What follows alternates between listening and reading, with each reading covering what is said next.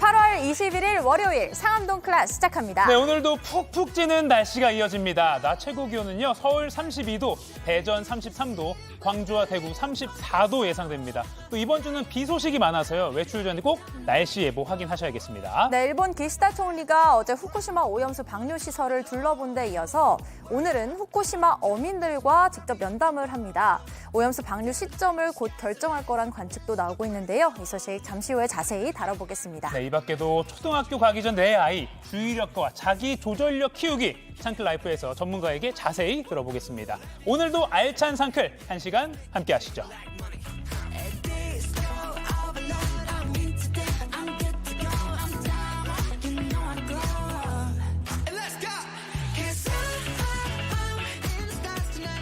네, 생방송 상암동 클래스 TV뿐만 아니라 유튜브 JTBC 뉴스 채널이나 네이버 뉴스 페이지에서도 지금 실시간으로 함께 보실 수 있습니다. 도시락 이슈 이재승 기자, 김태인 기자 나왔습니다. 안녕하세요. 네, 안녕하세요. 안녕하세요. 주말 잘 보내셨습니까? 네. 네. 네, 오늘도 화제 중심에선 여러 소식들이 준비돼 있죠. 도시락 이슈 첫 번째 소식 뭘까요? 네, 오늘은요. 신림 성폭행범 은둔형 외톨이입니다. 네. 자, 우선 이 성폭행범이 결국 구속됐는데요. JTBC는 이 강력범죄 예방 효과 등을 고려해서 피의자 30살 최윤종의 이름을 어제부터 공개했습니다. 자, 그런데 언론 보도에 따르면 이 최 씨는 자택 인근 PC방에서 하루에 많게는 6시간 넘게 게임을 하며 시간을 보낸 것으로 전해졌습니다. PC방 여러 곳에 가입이 돼 있었고 PC방 한 곳에선 약 2년 동안 570시간 넘게 게임을 한 것으로 파악됐습니다. 게임을 많이 했고 주변과의 접촉이 별로 없었다. 뭐 이렇게 좀 생활이 나오는 거군요. 네, 그렇습니다. 한 PC방 관계자는 한 자리에서 조용히 게임만 하다가 머무는 손님이었는데 설이나 추석 연휴에도 자주 PC방에 놀러 와서 기억이 난다라고 했고요. 경찰 관계자는 최 씨 휴대전화 통화 기록을 보면 음식점 배달 기록이 거의 전부라면서 친구로 추정되는 인물과 통화 등을 한 기록이 극히 드물다고 전했습니다. 근데 물론 게임을 많이 하고 뭐 주변과 교류가 별로 없고 그렇다고 이게 뭐 범죄 성향이 높아지고 이렇게 꼭 단정할 건 아니지만 지금 경찰이 조사한 평소의 생활상은 그렇다 이겁니다. 네. 그렇기 때문에 또 평소 생활성뿐만 아니라 좀 더 조사가 필요한 상황인데 예. 이 피해자의 안타까운 사연을 들었습니다. 초등학교 교사고 여름방학임에도 불구하고 출근을 하던 길에 사고를 당한 거라고 해요. 예. 그렇습니다. 유족은 이 초등학교 교사이던 피해자가 이 방학인데도 학교 연수 일정 때문에 일찍 서울로 올라간 모습이 마지막이었다고 말했습니다. 동료 교사들도 범행이 일어난 날은 학교 연수가 있어 출근하던 길이라고 설명을 했고요. 평소 성실해서 맡은 일을 1시간씩 미리 가서 준비하던 동료라며 그날도 연수 때문에 출근한 것이라며 눈물을 보였습니다. 지인들은 단순히 이 등산이 아니라 출근하던 길에 당한 참변이기 때문에 순직이 인정돼야 한다라고 말했고요. 서울교육청도 긍정적으로 검토하겠다고 밝혔습니다. 결국 법원에서 구속영장을 발부했는데 경찰도 최윤종에 대한 혐의를 강간살인으로 변경했다고 하죠. 네, 성폭행을 하려다 사망까지 이르게 한 게 아니라 미리 구매한 범행 도구로 의식을 잃을 정도로 폭행한 만큼 애초에 살인 의도까지 있었다라고 보는 겁니다. 자, 이렇게 되면 최소 징역 10년 이상에서 최대 무기징역까지 가능한 강간 상해와 달리 강간 살인죄가 인정이 된다면 최 씨는 무기징역에서 최대 사형까지 처벌받게 됩니다. 네. 그리고 피의자 이 최윤종이 너클을 뭐 흉기로 소지하고 있었다라고 해서 많이 뭐 화제가 되고 했는데 이게 해외에서는 사용이 제한된 그런 물품이라고요. 네, 그렇습니다. 최 씨는 이 범행에 사용한 너클을 지난 4월 인터넷에서 직접 구매를 했는데요. 미국이나 유럽에서는 너클의 위험성 때문에 소지나 구매와 관련해서 제한을 두고 있는데 반면 한국에서는 아직 관련 규제가 없어서 누구나 너클을 구매할 수 있습니다.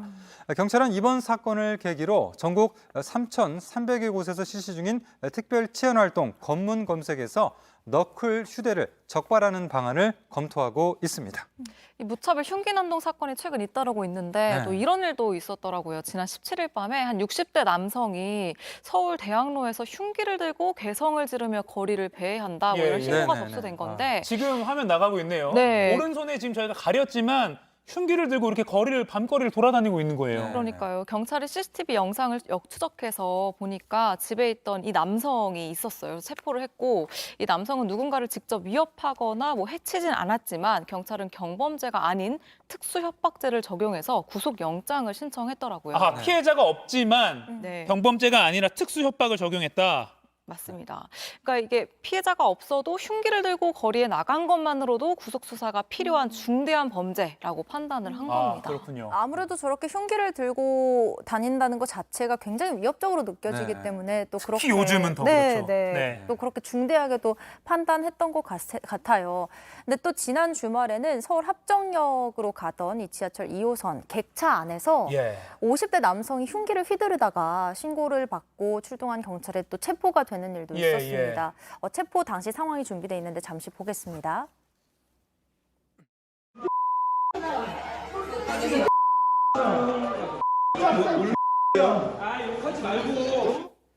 자, 이 남성은 열쇠고리에 달린 날카로운 도구를 손에 쥐고 승객을 때려서 20대 남성 2명을 다치게 했습니다. 네. 이 남성은 이제 과거 조현병으로 치료받은 전력이 있는데 경찰은 이 남성에게 특수 상해 혐의를 적용해서 구속영장을 신청했습니다. 지금 객차 내에서 저렇게 범행을 하다가 이제 경찰이 바깥으로 데리고 나오고 있는 거군요. 네. 아, 이게 객차라는 공간이 사실 좁고 제한된 공간이라서 정말 공포감이 많이 느껴졌을 것 같습니다. 최근 잇따라서 묻지마 흉기 난동 사건과 뭐 살인 예고 이런 글들이 네. 온라인에 번지고 있는데 더욱 엄정하게 수사하고 처벌을 하고 있다는 점. 그러니까 지금 아까 앞서 칼을 들고 밤거리만 돌아다녀도 경범죄가 아니라 조금 더 그렇죠. 무겁게 법조계에서 처벌이 가능하다는 점. 네. 실제 피해를 발생시키지 않았다고 네, 하더라도 네. 행위 자체가 위협적이기 때문에 굉장히 강력하게 처벌을 하고 있다는 그런 네. 거죠. 네. 이런 일 다시는 없어야겠습니다. 자, 다음 이슈 전해주시죠. 네. 다음은요. 내일 오염수 방류 결정입니다. 예. 자, 기시다 후미오 일본 총리가 어제 후쿠시마 원전을 방문했습니다. 오늘은 어민 대표 면담에 이어서 내일 강요회의에서 이 방류 시점을 결정할 것으로 보입니다. 자, 앞서 기시다 총리는 오염수 방류 시기를 판단해야 하는 최종 단계에 왔다라고 말한 바 있는데요. 네. 다액종 제거 설비죠, 알프스 등 오염수 방류 시설을 이렇게 돌아본 그런 기시다 총리의 얘기 들어보시죠.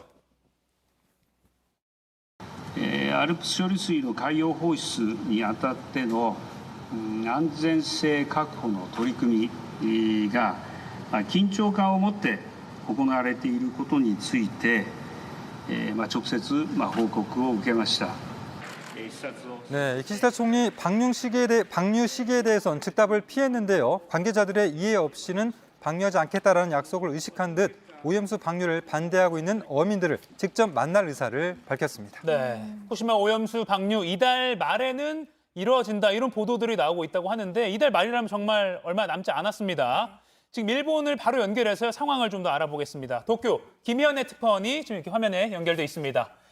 자, 김 특파원, 오늘 기시다 후미오 총리가 관저에서 어민들과 면담을 한다라고 방금 이재승 기자도 전해줬는데 그럼 그게 오염수 방류 마지막 수순이다 이렇게 좀 이해하면 되겠습니까? 네, 상황을 놓고 보면 그렇습니다. 기시다 총리는 오늘 오후 총리 관저에서 전국어업협동조합연합회 회장을 만나 오염수 방류에 대해 설명을 할 예정입니다. 기시다 총리 동선만 놓고 보면 빠르게 진행이 이루어지고 있는데요. 지난 18일 미국 캠프 데이비드에서 한미일 정상회담을 가졌고 또 귀국해서 바로 다음 날 아침에 후쿠시마 원전을 방문한 겁니다. 그리고 오늘은 오염수 방류를 반대하는 어민 대표와의 만남이 있습니다. 그렇군요. 일본 언론도 그렇고 좀 전에 이재승 기자도 이야기한 것처럼 내일 일본 정부가 방류 시점을 결정할 걸로 보이는데 이 오염수 방류가 실질적으로는 언제쯤 이뤄진다고 볼 수 있을까요? 일본 정부는 내일 우리 국무회의 격인 가기를 열 것으로 보입니다. 이 자리에서 기시다 총리가 직접 일정을 결정할 예정인데 일본 언론들은 오염수 방류가 이달 말에는 이루어진다고 보고 있습니다. 다음 달 1일부터 저인망 어업이 재개되기 때문에 9월로는 미루지 않을 거라는 얘기입니다. 그렇다면 이 다음 주에는 오염수 방류가 이루어진다 이런 이야기로 들리거든요. 예. 일본 현지 반응은 좀 어떤가요? 아사히 신문에 따르면 오염수 방류를 찬성한다는 의견이 53%로 반대인 41%보다 많았습니다. 지난해 2월 조사 때만 해도 반대의 의견이 더 많았는데요. 일본 정부가 대대적인 홍보에 나선 데다 안전하다는 국제원자력기구의 보고서까지 나오면서 찬성 의견이 많아진 걸로 보입니다. 이번 조사에서 일본 국민 75%는 오염수 방류에 따른 피해 대책이 불충분하다고 응답했습니다. 일본 정부가 우리 돈 약 2,800억 원의 기금을 조성했지만 불만을 느끼고 있다는 얘기입니다. 지금까지 도쿄에서 JTBC 김현희입니다. 네, 뭐 다음 주 정도면 이뤄질 것 같다라는 말이 지금 방금 일본에서도 현지에서 나오고 있다고 하니까 뭐 우리 정부가 어떻게 대응할지 또 우리 국민들 또 뭐 어떻게 반응할지도 계속해서 속보가 이어질 것 같습니다. 다음 또 계속해서 소식이 나오는 대로 전해드리도록 하겠습니다. 뭐 걱정도 되고 또뭐 많은 의견들이 있으니까 요거는 계속 좀 다뤄주면 좋겠네요. 네네. 네, 다음 이슈 전해주시죠. 네. 자, 다음은요. 정부 24 먹통 비대면 연장입니다. 네. 자, 어젯밤에 정부 24 홈페이지가 로그인이 되지 않는 등 접속 오류가 발생하면서 이용자들이 불편을 겪었습니다. 자, 어제가 이 비대면 주민등록 사실조사 마지막 날이었는데요. 접속자가 몰리면서 과부하가 일어난 것으로 분석이 됩니다. 이 주민등록 사실조사, 이게 도대체 뭐길래라고 생각하시는 분들도 네. 계실 거예요. 이게 일단 어떤 건지 좀 설명 좀 해주시죠. 네, 저도 뭐 잘 몰랐다가 어제 저도 한번 하려고 했는데 잘 안 됐거든요. 네. 자, 주민등록 사실조사는 실제 사는 곳과 주민등록지가 일치하는지 확인하는 건데요. 이 중에 이 비대면 조사는 정부 24 앱에 접속한 뒤에 주민등록지와 실제 사는 곳에 대해 응답하는 방식으로 지난 달부터 진행됐습니다. 네. 자, 그런데 마감 당일인 어제 오후부터 접속자가 몰리면서 조사에 참여하기 어렵다라는 민원이 여러 건 접수가 됐습니다. 한번 보실까요? 자, 로그인 계속 실패하고 있어서 나만 슬픈 사람이 됐다라는 얘기부터 너무나 접속이 안 되다 보니까 오늘이 2010년인 줄 알았다. 10년 된 노트북을 굴려도 이것보다는 잘 굴러간다라는 이런 의견도 있었습니다. 예. 자, 오늘 뭐 혹시 이 중에 접속하신 분들 계신가요? 아니요, 사실은 이런 조사를 한다는 것도 사실 몰랐어요. 네, 네. 저도요. 또 그래서 어제 막판에 저는 막 계속 접속을 시도했었는데 결국 예. 안 됐었고요. 실제 저희 상클 AD 중에도요. 어머님 해드리려고 1시간 넘게 대기했던 그런 효녀가 있었는데 갈등만 더 아쉽게도 커졌겠군요. 네, 어제는 좀 표가 네. 불효로. 그렇지만 네. 약간 좀 고개를 숙이고 있는데 잘못한 거 아니에요. 정부 24 앱이 문제입니다. 카메라 뒤에서 고개를 숙이고 있습니다. 네, 네, 네. 자, 아무튼 이렇게 계속 시도를 했는데 저도 좀 포기를 했던 그런 예. 상황이었습니다. 그러니까 이게 위장 전입을 골라내는 그냥 조사라고 보면 간단한 건데 네. 미리 비대면을 하면 왜 요새는 뭐 초인종 누르고 누구 만나는 게 조금 굉장히 떨어질 때도 있어서 그렇죠. 비대면을 하려는 분들 많았는데 이게 폭주가 됐군요. 근데 네. 구체적인 이유가 뭡니까? 네. 자, 접수자 폭주라고 하기엔 조금 애매한 부분이 있는데요. 자, 행안부 입장은 주말과 휴일 전역엔 보통 사용자가 적은데 사용자가 몰렸다라는 겁니다. 결국 이렇게 몰릴 걸 예상하지 못했다라는 이런 얘기인데요. 네. 자, 이 주민등록 사실 조사라는 게 실제 살고 있는 곳에 대한 주민등록지를 조사하는 거라서 비대면 조사에서는 필수적인 게 GPS 기반 위치 인증입니다. 예. 그렇기 때문에 이거는 뭐 노트북으로도 어렵고 휴대폰으로 가능한 건데 이러한 위치 인증 부분에 과부하가 걸리면서 접속 지연이 발생했습니다. 결국 정부는 비대면 조사를 오늘까지 하루 더 연장하기로 했습니다. 일단 다행히 하루가 더 연장이 됐습니다. 네. 근데 사실 하루가 더 연장이 된 거라서 사실 좀 불안하거든요. 오늘은 잘 될지. 네, 근데 만약에 그런 게 있어요. 오늘까지 이 조사에 임하지 못하면 어떻게 되는 거예요? 네, 일단은 오늘까지는 되리라는 그런 좀 희망을 갖고 있고 저도 예. 해보니까 일단 들어가지긴 하더라고요. 아침에, 네네. 네, 아침에. 근데 이제 비대면 조사가 우리를 비롯해서 맞벌이 부부들도 굉장히 좋아하는 그런 유익한 그런 부분이 있어요. 예, 집에 예. 사람이 없는 경우에. 그래서 좀 편리한 부분이 있는데 또 실제 방문하는 공무원이나 자원봉사자들의 수고도 덜을 수 있습니다. 그런데 이제 이걸 비대면 조사를 오늘까지 만약에 못한다라고 하는 경우에는 다행히 직접 대면 조사가 내일부터 시작이 되고요. 이 대면 조사는 내일부터 10월 10일까지 이 통장이나 이런 그 자원봉사자들이 직접 방문을 해서 주민등록지와 실거주 여부 등을 조사를 하게 됩니다. 네, 잘 들었습니다. 늘 뭐 정부 무슨 뭐 인증서나 네. 뭐 정부 관련 뭐 하려고만 하면 온라인은 좀- 불만이 항상 생기는 네, 것 같아요. 네, 이거 좀 네. 대대적으로 어떻게 좀 손볼 수 없나 그런 생각도 국민의 입장에서 들게 됩니다. 잘 들었습니다. 이어서 지금 이 시각 모바일에서 가장 화제가 되고 있는 소식 정리해드립니다. 김태인 기자 전해주시죠. 네, 누리꾼들의 이목을 끈 그 소식, 상크리 뽑은 광크리 뉴스입니다. 준비한 소식들 한 줄로 먼저 살펴보겠습니다. 네. 삿포로에서 밤샌 승객들, 공항에서 밤샌 승객들, 그리고 자퇴한 영재 소년, 피자의 수상한 파리, 그리고 바퀴벌레와 비행, 명랑대첩 축제의 다나카 섭외 논란까지 다양한 소식들이 누리꾼들의 이목을 끌고 있습니다. 그럼 몇 가지 자세히 살펴보겠습니다. 먼저 언제 집 가요? 삿포로 공항에서 밤샌 승객들입니다. 여름 휴가철을 맞아 해외여행 다녀오시는 분들 많은데요. 어제 일본 삿포로에서는 승객 360여 명이 공항에서 밤을 새야 하는 일이 발생했습니다. 아니 이게 뭐 한두 명도 아니고요. 무려 360명이 공항에서 밤을 샜다. 좀 이게 황당한 일인데 도대체 어떤 일이 있었던 겁니까? 네, 어제 낮 12시쯤 일본 삿포로에서 출발해 인천으로 향할 예정이었던 진에어 항공기가 결함으로 지연된 겁니다. 승객 360여 명은 재출발 등에 대한 안내를 받지 못한 채 수시간 공항에 머물러야 했습니다.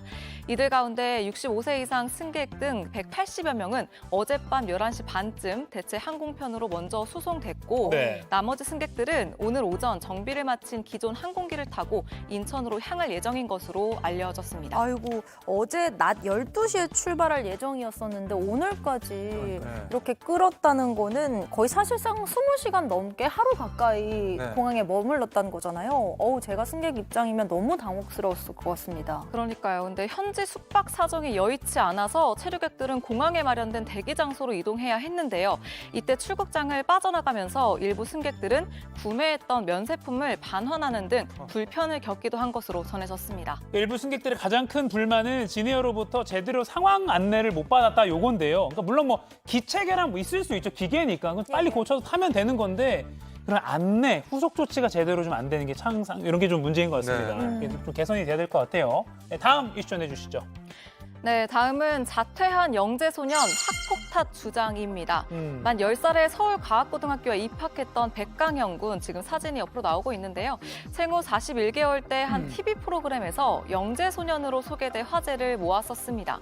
최근 과학고를 자퇴했는데 그 이유가 학교폭력 때문이라는 주장이 나와 파장이 일고 있습니다. 어허. 앞서 백강영 군은 해당 학교를 한 학기 다니다 최근 자퇴했다며 근황을 전했습니다. 백 군은 학교에 가는 아침 일어나자마자 수학 공식을 암기했다며 문제를 푸는 기계가 돼가는 자신을 보게 됐다라면서 자퇴 이유를 설명했습니다. 그런데 자퇴 사실을 알린 뒤 한 학부모로부터 협박성 메일을 받았다고 하는데요. 백 군의 아버지가 공개한 메일에는 시험도 안 보고 입학했다, 전교 꼴등이라 자퇴할 줄 알았다라며 학교 이미지 실추시키는 거짓말을 하지 말라고 적혀 있었습니다. 전혀 사실이 아니라고 밝힌 백 군의 아버지는 사실 아들이 같은 반 친구들로부터 괴롭힘을 당해 학교를 그만뒀다라고 주장했는데요. 조별 수업에서 백 군이 면박을 받거나 없는 사람 취급을 당하는 등 지난 몇 달간 지옥 같은 나날을 보냈다는 겁니다.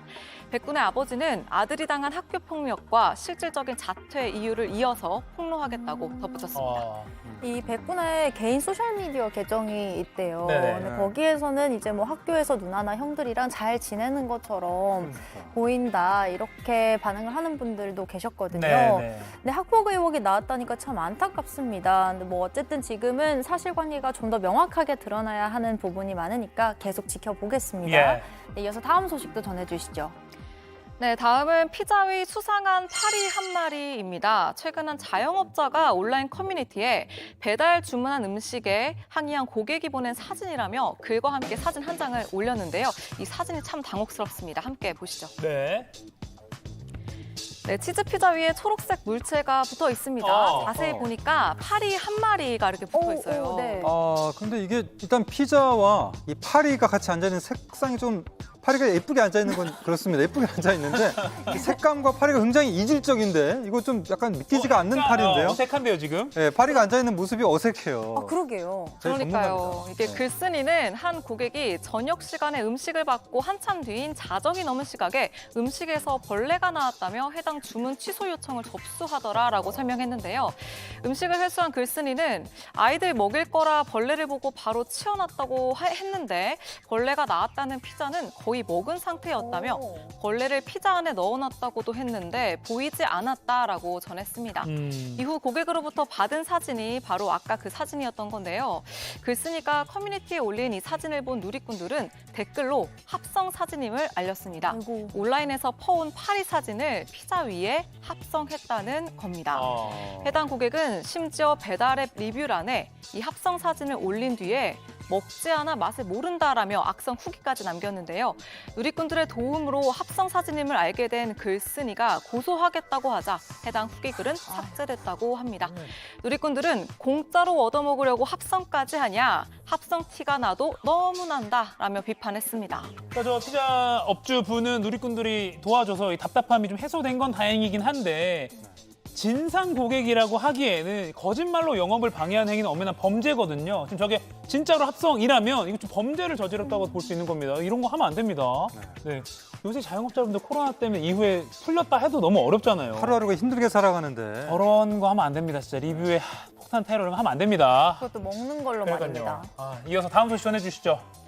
네, 마지막 소식은 엄청난 생존력, 바퀴벌레와 비행입니다. 파리에 이어서 바퀴벌레군요. 네, 맞습니다. 중국에서 비행기 창문에 매달린 채 수시간 비행한 바퀴벌레 모습이 담긴 영상이 화제입니다. 지금 영상 나오고 있는데요. 비행기 창가에 매달려 있는 바퀴벌레 한 마리 우와. 절대 떨어지지 않으려는 듯 몸을 이리저리 움직이며 창문에 붙어 있습니다. 중국 원난성에서 저장성으로 향하는 비행기에서 이 모습을 촬영한 승객은 아름다운 풍경을 즐기려고 했는데 커다란 바퀴벌레가 붙어 있었다라며 높은 고도인데도 형체를 그대로 지키고 있더라라고 설명했습니다. 이 바퀴벌레는 비행기가 착륙한 이후에도 창문에 그대로 붙어 있었다고 하네요. 지니시 몽들. 바퀴벌레의 엄청난 생존력을 본 누리꾼들은 바퀴벌레가 고향 가려고 무임승차했네. 바퀴벌레와의 비행이라니 특이한 경험이다 등의 반응을 보였습니다. 특이한 지금까지 산크리 뽑은 광크리 뉴스였습니다. 하고 싶지 않아.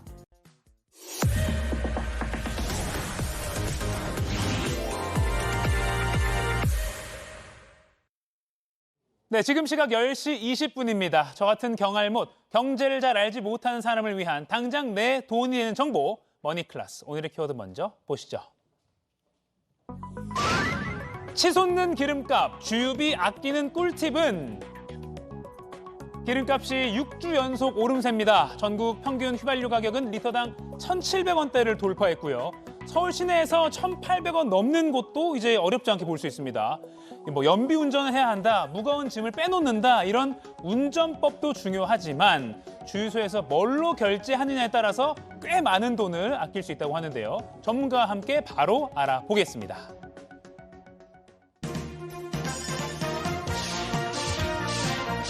부자 되는 개념 쏙쏙 알려주는 손희의 금융 크리에이터와 얘기 나눠보겠습니다. 안녕하세요. 안녕하세요. 자, 우선 내 주변에 가장 싼 곳을 찾아서 가야 되잖아요. 요거 좀 알려주시죠. 네, 우리가 사실 주유비 가장 쉽게 아낄 수 있는 방법은 기름값 자체가 저렴한 주유소를 찾아가는 그렇죠. 겁니다. 그러니까 가장 유명한 유가 정보 검색 웹사이트는 한국석유공사가 운영하고 있는 오피넷일 텐데요. 네. 여기 스마트폰 앱에서도 활용을 할 수 있으니까 잠시 주정차를 했다가 금방 확인을 해봐도 좋을 것 같고요. 지역별, 경로별로 이제 주유소 찾기를 손쉽게 하셔가지고 네. 찾아가시면 됩니다. 근데 좋은 게 검색을 하고 나서요. 특정 주유소를 찾고 나면 이게 내비게이션이랑 연동이 되기 때문에 쉽게 찾아갈 수 있다는 게 정말 좋더라고요. 그렇군요. 네, 그리고 또 오일나우도 대표적인 주유소 가격 비교 앱입니다. 이 한국석유공사의 오피넷과 또 연동이 되기 때문에 바로바로 실시간으로 기름값이 저렴한 주유소에 대한 데이터를 제공을 하고요. 또 빅데이터 분석을 한다는 게 이 앱의 또 특장점입니다. 네. 운전자가 있는 위치를 인식을 해서요. 주변에 있는 저렴한 주유소를 추천을 해주는 거예요.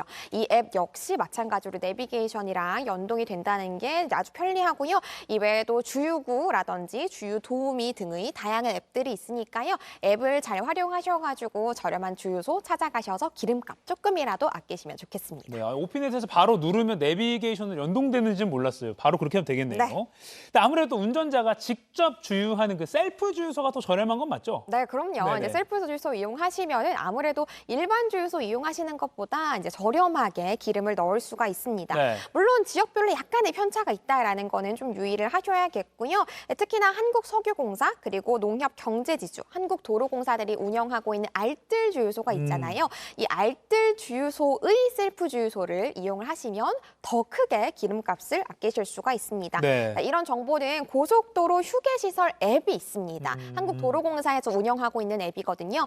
여기 중에서도 유가 정보 클릭해서 들어가시면요. 알뜰 주유소 고속도로에서 중에서는 어디에 있는지 위치를 확인하실 수가 있어요. 네. 고속도로 그리고 어디로 가고 있는지 방향 이런 거를 입력을 하시면은 가장 가까이 있는 알뜰 주유소 정보를 제공한다라고 합니다. 네. 그리고 또 주유비 할인되는 신용카드 이것도 뭐 잘 쓰는 분들은 많이 아끼던데 이것도 좀 소개해 주세요. 네, 맞아요. 네네. 방금 말씀드린 것처럼 저렴한 기름값으로 이제 제공하고 있는 주유소를 찾는 것도 좋지만 네. 카드 이용하는 게 또 가장 손쉬운 방법이라고 할 수도 있잖아요. 네. 그래서 세 가지 정도의 카드를 한번 비교를 해보도록 하겠습니다. 네. 가장 먼저 신한카드의 딥 오일 카드를 살펴보면요. 이 카드는 이제 10% 할인이 됩니다. 네. 주요 4대 주유소 중에서 내가 가장 많이 이용하는 주유소를 미리 선택을 해가지고 집중적으로 혜택을 받으면 되는 거고요.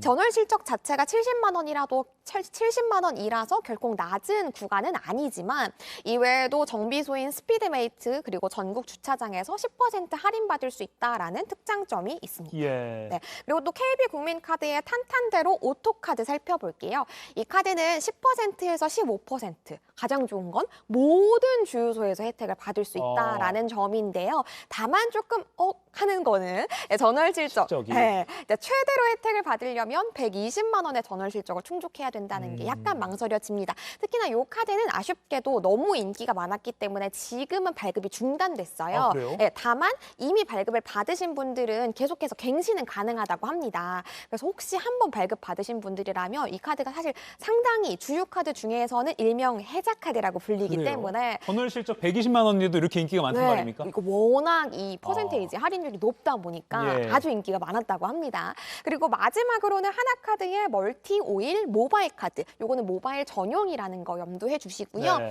4대 주유소에서 10% 할인이 가능하고요. 전월 실적 70만 원이라는 구간 역시 낮지는 않지만 주차, 커피 등 5% 할인 받을 수 있다라는 특장점이 있기 때문에 여전히 요것 역시 인기 많은 카드라고 합니다. 네, 다만 요 세 개의 카드 다 보시면 아시겠지만 주요 할인 카드들이 전월 실적이 꽤나 좀 높은 편이에요. 그러네요. 그래서 혜택을 받을 수 있다라는 이유만으로 무턱대고 만들기보다는 내가 혹은 우리 가정에서 이 전월 실적을 채울 수 있는지 없는지를 가장 먼저 보시고 나서 발급을 결정하시는 게 좋을 것 같아요. 그러네요. 그러니까 뭐 그 소위 메인 카드로 쓰려면 쓰는 게 낫겠네요. 뭐 네. 이걸로 뭐 아이 교통비나 뭐 유치원비나 아니면은 뭐 마트 이런 데서 결제하면 그렇죠. 70만 원 넘을 수 있으니까 맞아요. 그러면 이렇게 10% 이상 주유비를 할인 받는다. 만약에 8만 원 넣으면 8천 원 할인 그렇죠. 받는 거니까 뭐 쏠쏠하니까요. 적진 않네요. 네네. 네.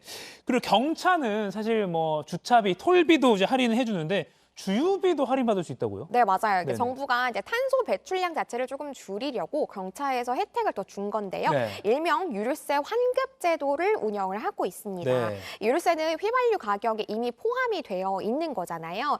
많은 자동차를 이용하시는 분들 중에서 경차를 이용하시는 분들은 혜택을 더 드리겠다라고 하는 건데 2023년부터 연간 30만 원의 유류세를 환급해 주도록 이렇게 조정이 되었습니다. 네. 통상 한 세대가 한 대의 경차를 타고 있을 때 혜택을 받을 수 있다라고 보시면 되는 건데 절차는 굉장히 간단합니다. 따로 신청할 필요가 없고요. 경차 전용으로 우리가 기름을 넣을 수 있는 카드들이 있어요. 이 카드 발급 받으셔가지고 결제를 하시면 자동으로 환급이 되는 방식이라고 보시면 되겠습니다.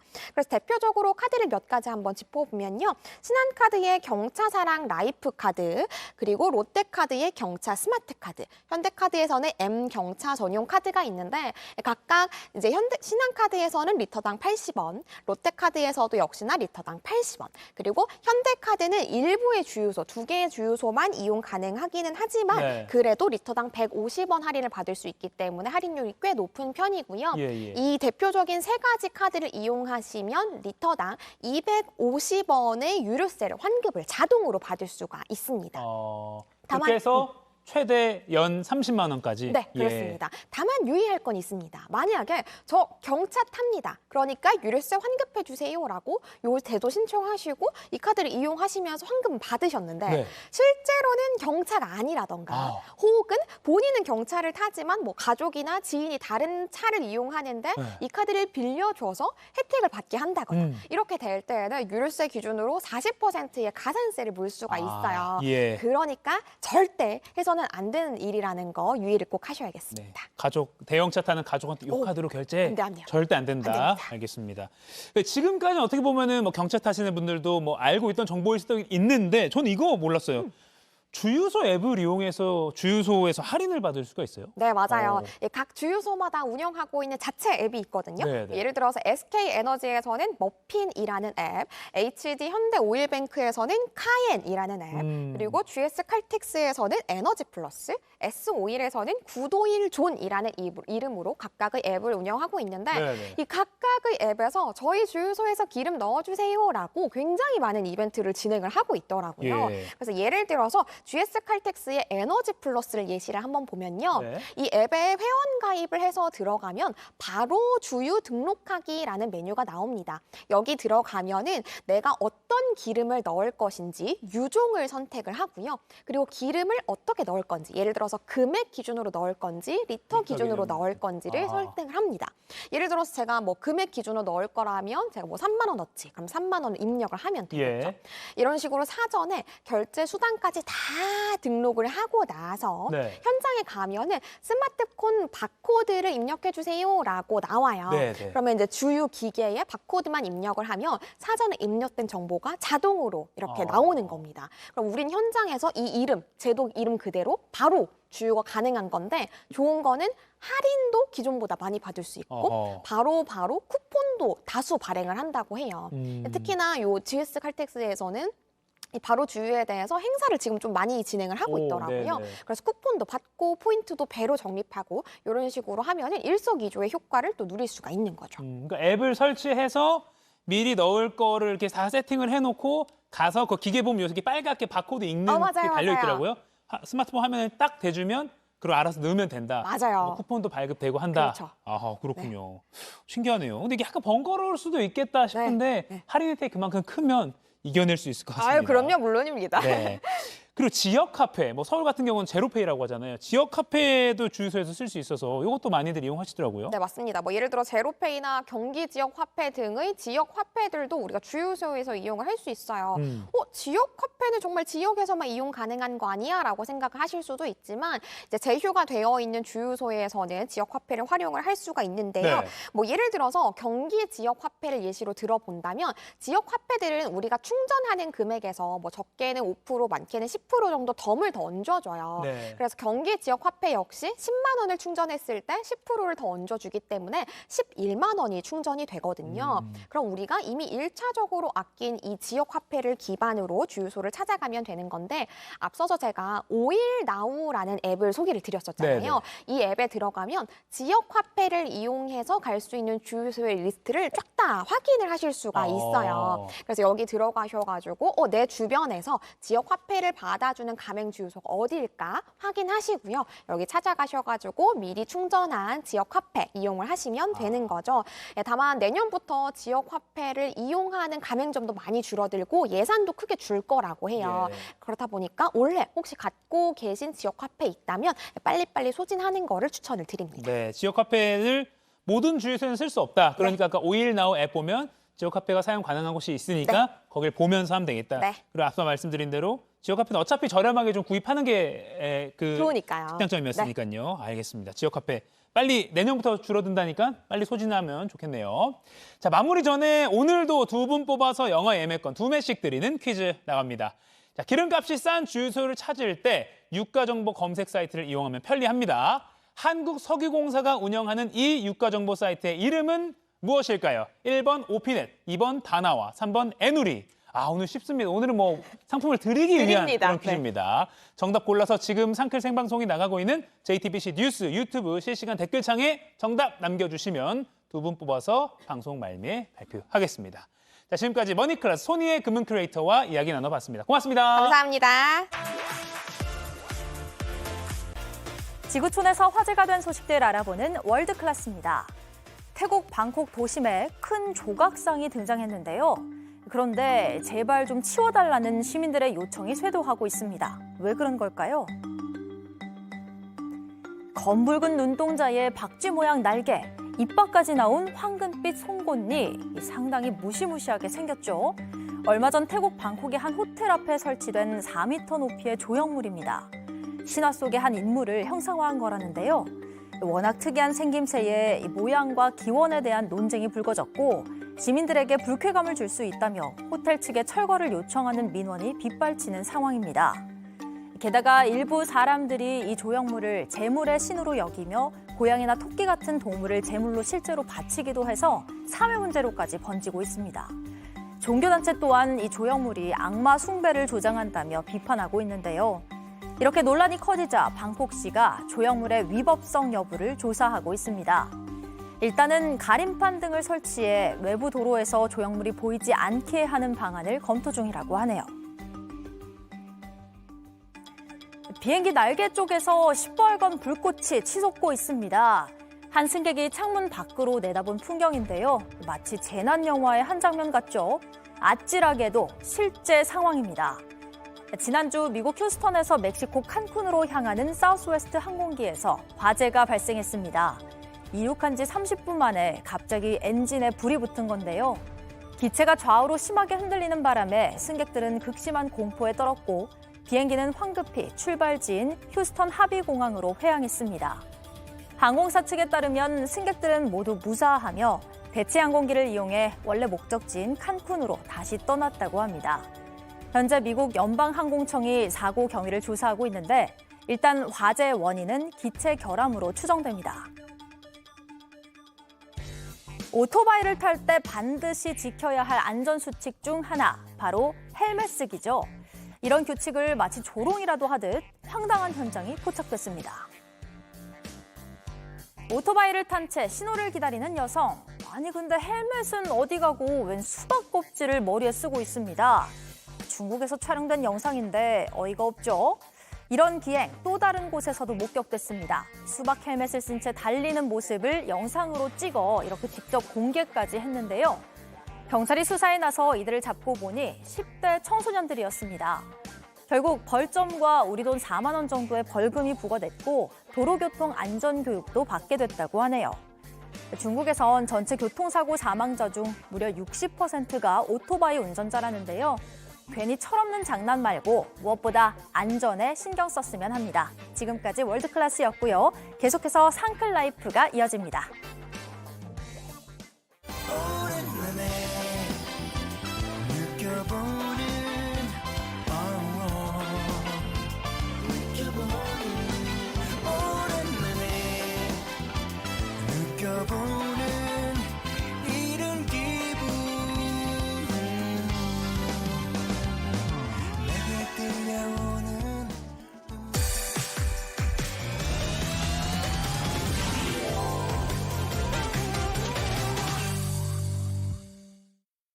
상클 라이프 시간입니다. 인생은 길고 배움에는 끝이 없죠. 매주 월요일에는 만나고 싶었던 전문가들과 함께 남녀노소 누구나 다양한 지식을 채워갈 수 있는 소중한 시간 선물해 드립니다.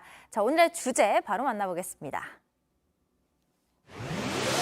4살에서 7살에 만들어주는 평생 공부의 힘. 자, 숙제라고 하면 짜증부터 내는 아이와 스스로 책상에 딱 차분하게 앉는 아이. 또 어디에서부터 어떤 차이가 있는지 부모들은 참 궁금합니다. 우리 애는 언제 어떻게 공부를 시작해야 하는 걸까요? 답은 이 4살에서 7살 사이 시작하는 그 공부에 있다고 합니다. 어떤 공부가 필요하고 어떤 공부를 피해야 하는지 알려주실 분 모셨습니다. 아동 청소년 상담 전문가 이임숙 소장님 모셨습니다. 안녕하세요. 안녕하세요. 소장님. 반갑습니다. 오랜만에 안녕하세요. 네, 오랜만이에요. 오늘 자녀 키우는 분들 또 손주 있으신 분들 다 주목하셔야 될 시간입니다. 이 4살에서 7살 하면 사실 이제 초등학교 들어가기 전에 네.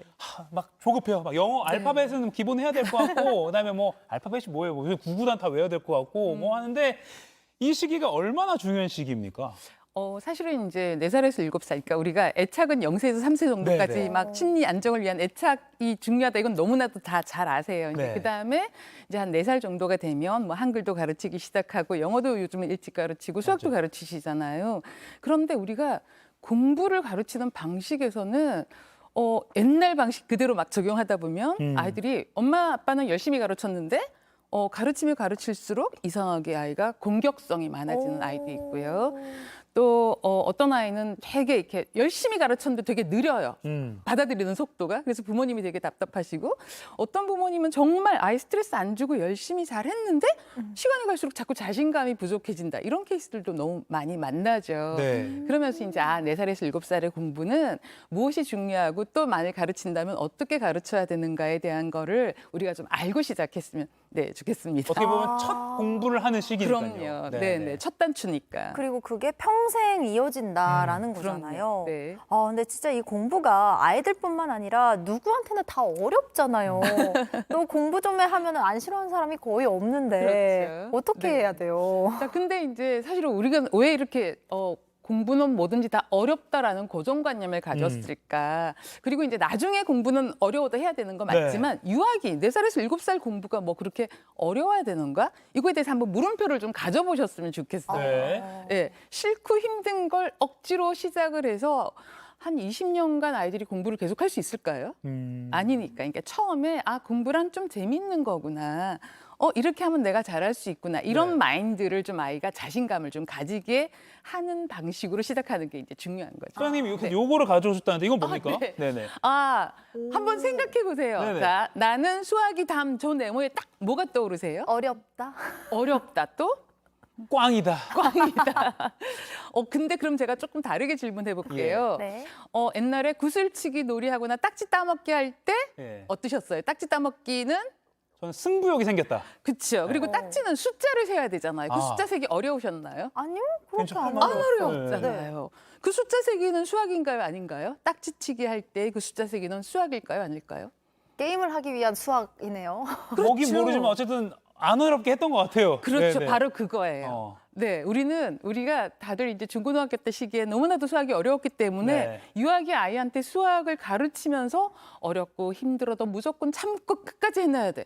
이렇게 접근하는데요. 실제로 많은 연구에서 수학에 대해서 부모님이 어렵다라고 생각하면 아이가 수학을 싫어하게 될 확률이 굉장히 높다고 해요. 예, 나 수학 못하면 어떡하지 하고 불안감을 가져도 또 수학을 못하게 된대요, 아이들이. 네, 그래서 조금 그 개념을 좀 바꿔드리고 싶었어요. 예, 놀이하듯 하는 수학, 예, 놀면서 하는 수학 놀이는 아이들이 어려워하지도 않았고 오히려 재미있어 할 수 있다. 이런 걸 좀 말씀을 드리고 싶죠. 네. 어렵다 이런 말 또 부모부터가 하면 안 되겠다, 그렇죠? 그럼요. 유아기의 수학이 뭐가 그렇게 어렵겠냐고요. 그러면 네. 엄마는 수학이 세상에서 제일 쉬웠어. 이렇게 얘기하는 원래 숫자 건 놀이 너 어때요? 되게 그러니까 나를 얘기하기가 좀 이렇게 약간 거짓말 같은 느낌이 드시잖아요. 그게 좀 불편하시면 야, 너 숫자 세기 되게 잘하잖아. 딱지 따먹기 할 때, 카드 숫자 셀 때, 구슬 숫자 셀 때 너 이미 되게 잘하잖아. 근데 사실은 아이들은 하나, 둘, 다섯, 열 막 이렇게 엉뚱하게 세잖아요. 근데 그렇게 계속 반복적으로 같이 해주는 것도 너무 중요하죠. 자, 그럼 어떻게 보면 본론으로 들어가서 그럼 4살에서 7살 사이의 그 아이들은 어떤 공부를 어떻게 시작을 해야 되는 겁니까? 이제 여기서 조금 크게 2가지 개념을 좀 가지시면 좋겠어요. 예. 우리 고정관념은 4살, 5살 이제 한글, 수학, 영어 이런 거 해야지라고 이제 인지교육이라고 하거든요. 네. 이제 그걸 시작해야 된다라고 생각을 하시는데 네. 실제로 유아기의 공부는 비인지교육.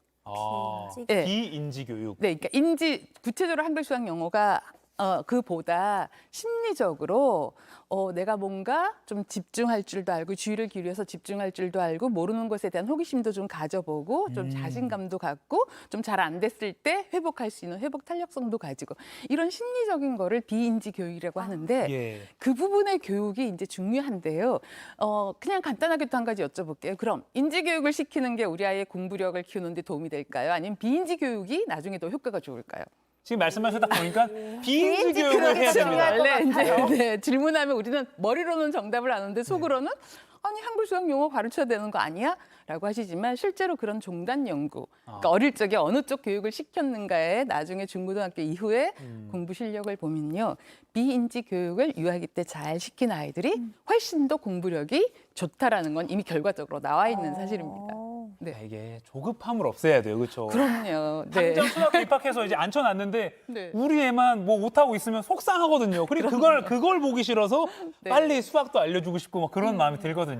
실제로 이상 겪었던. 초등학생 딸을 둔 아빠의 마음이었습니다. 그러니까 초등학교 입학 전에 뭐 한글 숫자 기본으로 해야 된다 이런 말 많이 듣고요. 근데 그것뿐만 아니라 아까 말씀하신 비인지 교육, 그러니까 뭐 좀 어떻게 보면 심리적인 교육, 예, 인성적인 교육 이런 것도 네. 같이 신경을 써야 되는 것인데 네. 이 2가지를 그러면 어떻게 잘 다 할 수 자, 있어요? 그러면 이제 한글, 수학, 영어 같은 거를 사실은 그걸 제가 안 하자는 게 절대 아니에요. 해야 되는데 네. 어떤 방식이냐가 중요해요.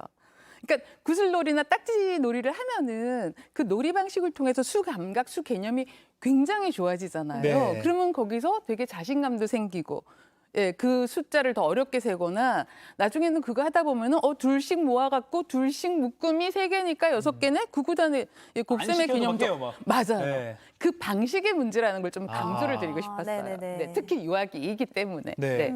그래서 지금 뒤에 그래픽이 준비됐는데 네. 이렇게 통합지식, 주의력, 아하, 자기조절 네, 이렇게 세 가지로 나누셨네요. 네. 맞아요. 네네. 그래서 이제 저는 사실은 제가 여기에 관심을 갖는 이유는 사춘기 이후에 아이들이 중학생, 고등학생들이 상담을 하면은요. 네. 이 아이들이 좌절력이, 그러니까 좌절하는 마음이 네. 언제부터 시작이 됐나 보면 늘 그 유아기에 공부를 시작할 때쯤 아. 혼나면서 공부하고 억지로 싫은 걸 못 참아내서 되게 스스로 이제 자괴감을 가졌던 그런 거에서 시작이 돼요. 그래서 그 아이들 보면서 이 유아기에 이제 시작해야 되는데 무엇이 중요한가? 네. 요 딱 3가지 마법의 열쇠. 네. 자, 근데 이제 지식이에요. 지식은 많이 알아야지 그 다음 걸 배울 수가 있어요. 예, 네. 예, 예. 네, 전혀 모르면 그래서 우리가 그냥 배경 지식이라고 하는 것과 있고 또 그냥 생활과 경험 속에서 암묵적으로 배우게 되는 암묵 지식이 있는데 네. 이 2가지 지식을 그래서 배경 지식은 책 같은 걸 많이 읽거나 부모님이 이런저런 이야기를 많이 들려주면 많이 지식이 쌓이잖아요. 네. 그것과 또 우리가 경험하면서 예를 들어서 엄마가 김치를 담그신다고 해봐요. 그럼 옆에서 구경만 해도 배추를 이렇게 하거나 아니면 절인 배추를 사다가 뭐 고춧가루 어떻게 해서 이렇게 하는 거구나라고 배우게 되는 게 이제 네네. 암묵 지식. 그게 이제 통합 지식을 키워야 되고요. 네. 그다음에 이제 주의력은 자 집중력은 타고났습니다. 모두가 걱정하지 마세요. 집중력 없다고 부족하시는 거 이렇게 부족하다고 고민하실 필요는 없어요. 왜냐하면 네. 좋아하는 거에 집중하는 힘은 누구나 다 있어요.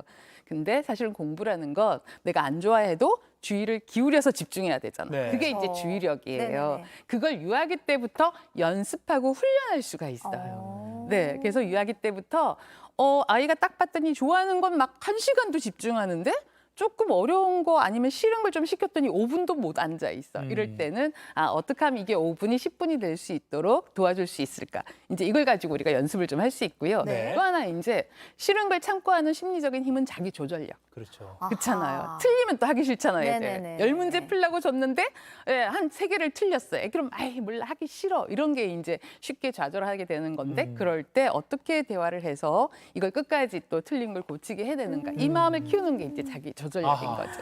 그렇다면 이 통합 지식, 주의력, 자기 조절력 어떻게 하면 키울 수 있을까요? 저희가 준비된 그래픽이 네. 있으니까 하나씩 설명 좀 부탁드릴게요. 자, 공부력을 키워주는 놀이법 첫 번째. 자, 제가 놀이터 설계도 그리기라고 했어요. 놀이터 설계도. 네, 네네. 거창하죠 제목이. 네. 예. 근데 자 이제 우리 놀이터 나갔다 오시잖아요. 네네. 갔다 오면은 이제 스케치북에다가 이렇게 네모난 놀이터 틀. 그치요. 틀을 이제 먼저 평면도를 그리는 거죠. 네. 틀을 그리고 너 놀이터에서 네가 놀았던 놀이기구 한번 그려볼래? 이러시면 돼요. 오. 네. 그러면 이제 아이가 그려요. 미끄럼을 탔던 아이는 미끄럼도 그릴 거고요. 그네 탄 아이는 그네도 그리잖아요. 근데 이제 중요한 건 유아기 아이들이 모든 걸 다 알지도 못해요. 그래서 딱 나타나요. 내가 좋아하는 것만 그리거든요. 아하. 그럴 때 이제 기억을 되살려주죠. 여기 그네 옆에 뭐가 있었지? 네, 그럼 기억 못할 수도 있는데 그럼 엄마는 어디에 있었지? 엄마 여기 옆에 벤치에 앉아 있었잖아. 그것도 그려줘.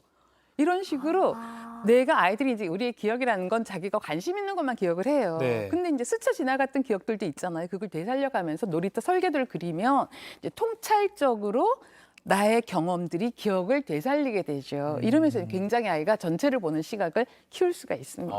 네. 그러니까 그림만 그리는 게 아니라 나는 그렇죠. 그네를 좋아해서 그네를 사실 이렇게 많이 그렸어 할 수도 있는 거고 네네. 대화를 이어나갈 수 있는 그런 기회가 될 것 같습니다. 네. 자, 이어서 주의력을 키우는 거는 뭔가요? 볼까요? 주의력 키우기는 네. 거꾸로 말하기 놀이, 틀린 그림 찾기. 이거 거꾸로 말하기 놀이. 저도 하는데. 네. 어떤 거 해보셨어요? 예를 들면 상암동 하면 동암상. 우와. 네, 맞아요. 토마토 기러기. 그렇죠. 앞으로 뒤로 토마토 기록이 너무 좋죠. 그래서 아이들하고 놀 때요, 2글자 정도부터. 그치, 너무 어려우면 아이들이 또 쉽게 포기하니까. 네. 동생 그러면은 거꾸로 하면 생도. 생도. 네, 과자 하면은 자과 이런 식으로 해서 나중에 토마토 하면 거꾸로도 토마토네. 네, 상암동 뭐라고요? 동암상. 네. 상암동 클래스 스라클 동암상. 연습하고 오신 느낌이 살짝. 굉장히 잘하시는데요. 아침부터 기대했어요. 네, 자 근데요 이 놀이를 할 때 우리가 나도 모르게 뭔가 전두엽을 움직이는 느낌 나셨어요, 안 나셨어요? 맞아요. 그렇죠. 머리로 뭔가 생각하게 되잖아요. 네네네. 이러니까 아이들이 더 주의력을 기울이게 되는 거죠. 네. 전두엽을 이건 발달시키는 네네. 그런 활동이군요. 네. 차에서 아기가 지루해할 때 우리 거꾸로 말하기 가끔 그럼요. 하거든요. 네네. 그럼 이렇게 전두엽을 발달시키는 좋은 거였군요. 네. 그리고 아까 틀린 그림 찾기 같은 것도 네, 맞아요. 그럼요. 이제 틀린 그림 찾기 워낙 어릴 때 많이 네, 하셨었어요. 제가 좀 맞아요. 과거형으로 말씀드릴게요. 옛날에는 누구나 다 그 놀이를 하고 지났는데 요즘은 인지교육을 빨리 시작해야 된다는 조바심 때문에 그런 당연히 아이 발달에 주의력도 키워가는 이 놀이를 안 하시는 분들이 생각보다 많아요. 그래서 한 가지 팁 드리면 인터넷 검색하시면요. 틀린 그림 이런 거 되게 많거든요. 맞아요. 근데 그거 그냥 출력해서 아이랑 이렇게 하면요. 되게 좋아해요, 아이들이. 네. 네. 알겠습니다. 그리고 이제 세 번째 가 볼게요. 세 번째 띄워주세요. 자기 조절력은 그대로 멈춰라. 그대로 멈춰라. 이거 뭔가요? 그렇죠. 지금 다 잘 멈추셨잖아요. 네. 아이들하고 집에서 노세요. 즐겁게 춤을 추다가 그대로 멈춰라고 딱 멈추는데 제가 이제 상담할 때 만나는 아이들 보면요. 이렇게 제가 놀아주면서 하잖아요. 네. 그럼 그대로 멈춰라 하는데 막 계속 혼자 춤추고 있어요. 아. 조절력이 안 켜진 아이들이 생각보다 되게 많아요. 우리 흔히 말하는 얼음땡. 그렇죠. 그런 것도 맞아요. 어떻게 보면 약간 그럼요. 딱 멈춰야 되니까. 그러니까 이게 얼음땡이면 막 놀다가 얼음 했으면 이제 그렇게 얼음하고 있어야 되잖아요. 예, 그리고 예. 친구가 땡 하면 땡 쳐줘야 되는데 네. 친구 사이 이게 안 되면 친구 사이에 문제가 생겨요. 얼음 했는데 가만히 안 있고 막 돌아다녀요. 그러면 이제 관계가 나빠지잖아요. 네, 그래서 굉장히 우리가 이미 알고 있는 놀이를 통해서 얼마든지 자기 조절력을 키울 수 있다. 이런 것도 좀 제가 말씀드리고 싶었습니다. 네. 그리고 요즘 어린아이들은 얼음땡 대신 그 엘사 있잖아요. 겨울왕국. 겨울왕국. 거기서 엘사가의 봉이 닿으면 다 얼잖아요. 네네. 그걸로 얼음땡을 한다고 그래요? 하더라고요. 네, 그건 뭐 현 시점에 맞게끔 응용하는 거라 또 저희들이 얼마든지 할 수 있는 거죠. 네, 그러니까 어떻게 보면 정말 어렵지 않게 우리가 하던 놀이에서 네 맞습니다. 말씀하신 대로 맞아요. 지금 이 세 가지 그래픽 통합 네. 기능과 주의력, 자기 조절력을 키울 수 있는 네. 4살에서 7살에 해야 될 어떻게 보면 가장 중요한 것이다라고 너무 할수 있겠네요. 중요합니다. 네. 그렇군요. 자, 그러면 이제 부모님과 아이들이 집에서 이런 활동 말고도 혹시 좀 자유롭게 할 수 있는 방법, 자유롭게 할 수 있는 놀이 이것 좀 마지막으로 좀 알려주세요. 예를 들어서 우리가 이제 부모님들이 이제 수학을 좀 하고 싶다. 제가 아까 말씀드렸잖아요. 수학이 어떻게 하면 재밌는데 사실은 제가 딱지치기나 카드놀이 이런 걸 말씀을 드렸지만 네. 주사위나 바둑돌 이런 걸로 가지고 유아기의 아이들하고 놀기에는 너무너무 좋아요. 주사위, 네. 바둑돌. 네. 그러니까 조금 쉬움부터 바둑돌을 한다면 왜 계란판은 딱 10칸이잖아요. 예. 그쵸. 거기다가 하나씩 집어넣으면 2개씩 5줄. 음. 그러니까 이게 보수의 개념이라고 하는데 무엇과 무엇이 합해서 10이 된다라는 이 감각이 이건 이제 수학 실력이라기보다 사실은 수 감각인 거죠. 그러네요. 예, 그래서 그걸 넣어가면서 몇 개씩 세워가면서 엄마가 넣었는데 몇 개를 더 넣어야 되지 뭐 이런 식으로 하는 거죠. 그렇게 놀아도 되고요. 반대로 빼가면서도 할 수 있겠네요. 그렇죠. 네. 그래서 3 더하기 7은 10이구나. 2 더하기 8이 10이구나. 이런 감각도 키우고요. 또 하나 주사위 놀이는 제가 정말 권하고 싶어요. 네. 주사위를 굴려서 숫자가 1하고 5가 나왔어요. 그럼 합치면 얼마지? 네. 그래서 이제 종이에다가 이번에 나온 거 1 더하기 5는 너가 답을 써봐 하면 6이에요.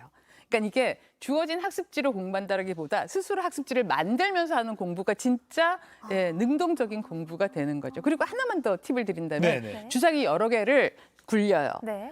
여기서 더해서 10대는 주사위를 모아봐. 와, 이거는 아이들한테 좀 어려울 수 있겠어요. 거기서 약간 포기할 것 같은데. 아니에요.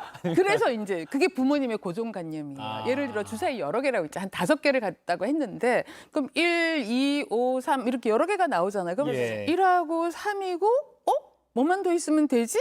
여러분 6만 있으면 되잖아요. 네네네. 그럼 또 안 돼. 1, 3, 1 하면 5만 있으면 되고 이런 식으로 여러 개를 천천히 모아가면서 이 우리 전두엽을 또 열심히 생각하면서 완성하면 애들이 너무 재미있어해요. 예. 네. 그러니까 이게 뭐 국어, 영어, 구구단 빨리 외워야 돼 이런 것도 중요하지만 아까 말씀하신 그 비인지 그 그렇죠. 부분도 신경을 네. 써야 한다. 그리고 네. 조급함을 좀 없애야 한다. 그리고 비교하는 그런 마음도 없어야 될 것 같고요. 그럼요, 당연히. 네. 이렇게 하면서 우리가 일상에서 이미 하고 있던 놀이가 어떻게 보면 좋은 공부일 수 있다. 네. 4세에서 7세 아이들의 공부법이자 놀이법 오늘 알아봤습니다. 우리가 잘 알고 있던 놀이법에 약간의 대화를 더하면 정말 좋은 공부법이 될 것 같습니다. 네네. 지금까지 맑은 숲 아동청소년 상담센터 이임숙 소장님과 함께했습니다. 고맙습니다. 감사합니다. 고맙습니다. 네. 네, 상암동 클래스 오늘 준비한 소식은 여기까지입니다. 오늘 머니 클래스 끝나고 나간 퀴즈 정답은요. 1번 오피넷이었습니다. 네, 오늘도 당첨되신 두 분 지금 자막으로 나가고 있습니다. 달구찡님 그리고 쪼쪼님 네. 축하드리고요. 저희 상클 공식 이메일에 선물 받을 주소 남겨주시면 영화 관람권 보내드리겠습니다. 네, 저희는 내일 아침 10시에 다시 찾아뵙겠습니다. 내일도 상클 하실 거죠? 고맙습니다.